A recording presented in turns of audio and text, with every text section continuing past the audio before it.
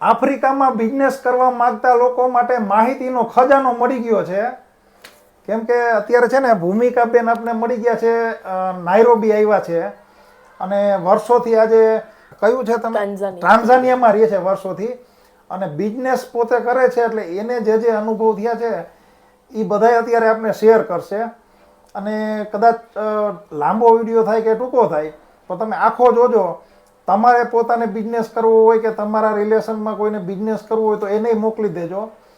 કેમ કે અત્યારે અહીંયા જે બિઝનેસનો ટ્રેન્ડ છે ને એના વિશે ભૂમિકાબેન માહિતી આપશે. ભૂમિકાબેન છે ને એ મૂળ આપણે ત્યાં રાજકોટના ગુણાતીત ઇલેક્ટ્રો પાવર સ્નેહલભાઈ જે અમારી સાથે ગયા વખતે ચાઇના આવ્યા હતા એના કઝિન બેન છે અને ઉત્તમભાઈ એના સગા બેન છે. બરાબર, એટલે ઉત્તમભાઈ અને સ્નેહલભાઈનું જે ગુણાતીત ક્રેન છે ને રાજકોટમાં એના બેન છે અને ખાસ છે ને એ મળવા આવ્યા અને એને જે કાંઈ અત્યાર સુધીનો એક્સપિરિયન્સ છે એના વિશે અમે માહિતી પૂછી તો ખૂબ જાણવા મળ્યું.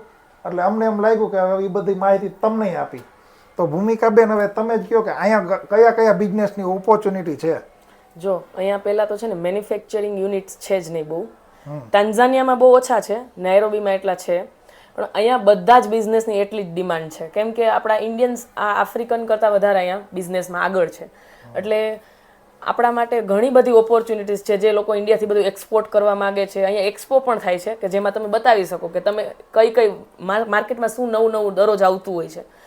આ કન્ટ્રીઝ બધા ડેવલપિંગ કન્ટ્રી છે એટલે ખબર પડે કે ઇન્ડિયામાં નવું શું આવ્યું છે. તમે એક્સપોમાં પાર્ટિસિપેટ્સ કરતા હોય તો તમને ખબર જાણવા મળે અહીંયાના લોકોને.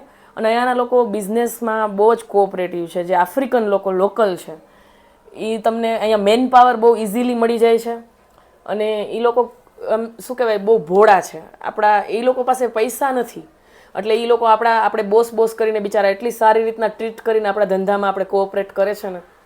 એટલે બધાય ધંધાના સ્કોપ તો બહુ જ સારા છે. તમે જેમ મશીનરીનું કહો છો, જેમ કે આ બધી ડેવલપિંગ કન્ટ્રી છે તો બધી નવી નવી ઇન્ડસ્ટ્રીઝ થતી હોય એના માટે મશીનરીના સ્કોપ.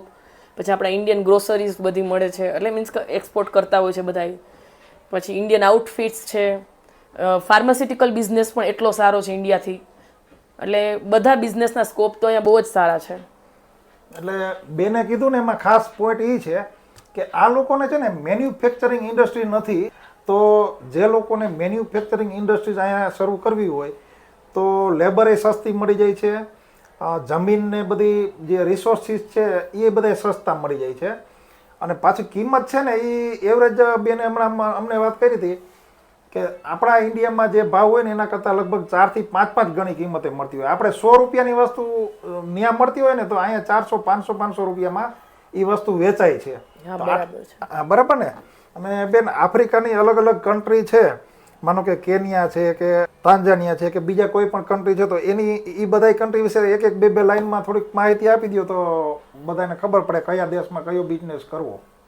જો ટાન્ઝાનિયા છે ને, હું જ્યાં રહું છું એ ટાન્ઝાનિયા છે એટલે હું દારેસલામ મારું સિટી છે ટાંગા છે અને ત્યાં માણસો બહુ જ કોઓપરેટિવ છે ને. ત્યાં પણ કોઈ પણ જાતની મેન્યુફેક્ચરિંગ યુનિટ, આપણે જેમ કે સાયકલનો બોલ હોય ને નાનો, એ પણ ઇમ્પોર્ટ કરે છે એ લોકો. બધી ગાડીઓ ઇમ્પોર્ટ થાય છે, ગાડીઓના બધા એસેસરીઝ બધી ઇમ્પોર્ટ થાય છે.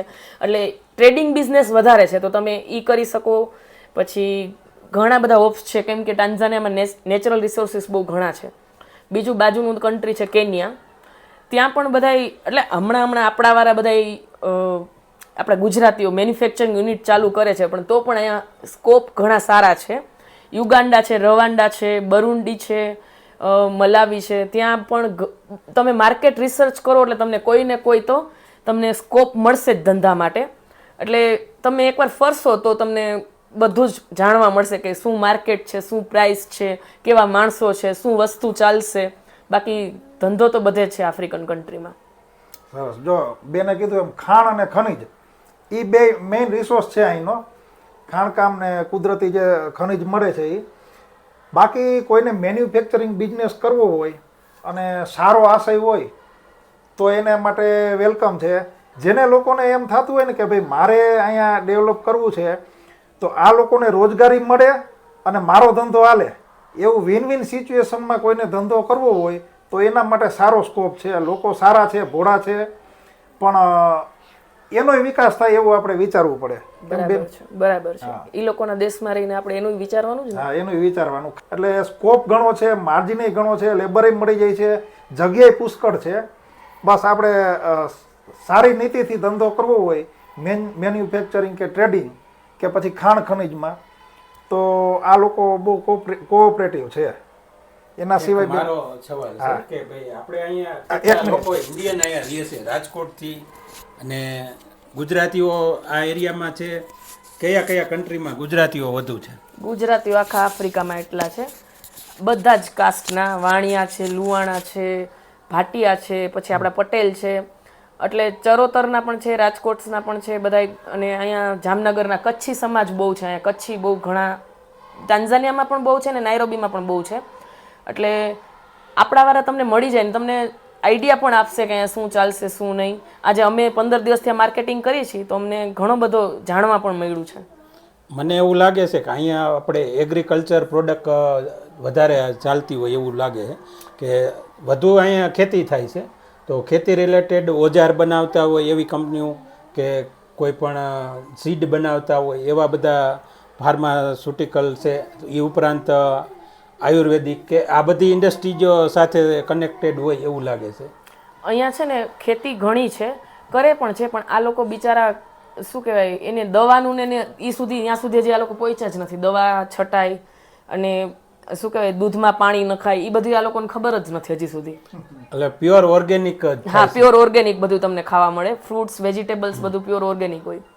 અને અહીંયા લોંગ ટાઈમથી તમે અહીંયા છો, ઘણા ટાઈમથી, તો તમારા આ બધા સરસ એક્સપિરિયન્સથી અમને ઘણું બધું જાણવા મળ્યું. અમને તો બહુ સારું લાગે છે. અમને અત્યારે ઇન્ડિયાથી નહીં સારું લાગે છે એવું નથી, અમે ઇન્ડિયાના જ છે, કંઈ ઓલી નથી મોટી મોટી વાત, પણ અમને મજા આવે છે એમ. એટલે આપણે ન્યાય મજા જ આવે છે, પણ મને માણસો બહુ સારા લાગે છે, આફ્રિકન લોકો અમને. હા, અત્યારે અમે છે ને નાયરોબીમાં ડાયમંડ પ્લાઝા, યસ, હા, ત્યાં ઉતરા છીએ. અને અહીંયા છે ને ગુજરાતી ઘણા બધી દુકાનો, મોલ અમે બધું જોયું, રેસ્ટોરન્ટ છે.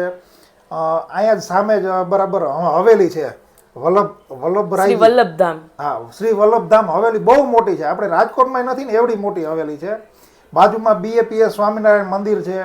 એટલે તમે અહીંયા આવી ગયા હોય અને ક્યાં જવું, શું કરવું જોઈએ એની માહિતી જોતી હોય તો આપણા ગુજરાતના ઘણા છે, ઇન્ડિયન્સ ઘણા છે. તમે હવેલીએ જાઓ તો ઘણા બધા વૈષ્ણવોએ તમને માહિતી આપે.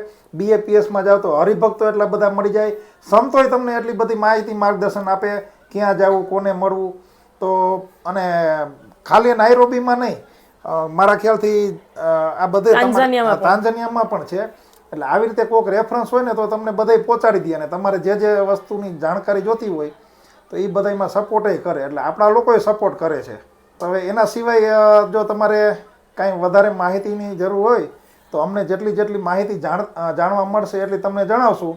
આ કોઈ સ્ટુડિયો નથી, અમે અહીંયા હોટલમાં બેઠા છીએ અને બેન છે ને ઘરેથી ચા બનાવીને લઈ આવ્યા થર્મોસમાં. એટલે અમે હવે ચાય પે ચર્ચા શરૂ કરી છે. હા, અને જ્યાં પણ જેટલી પણ માહિતી જેવી પણ મળશે એવી અમે તમને આપતા રહેશું.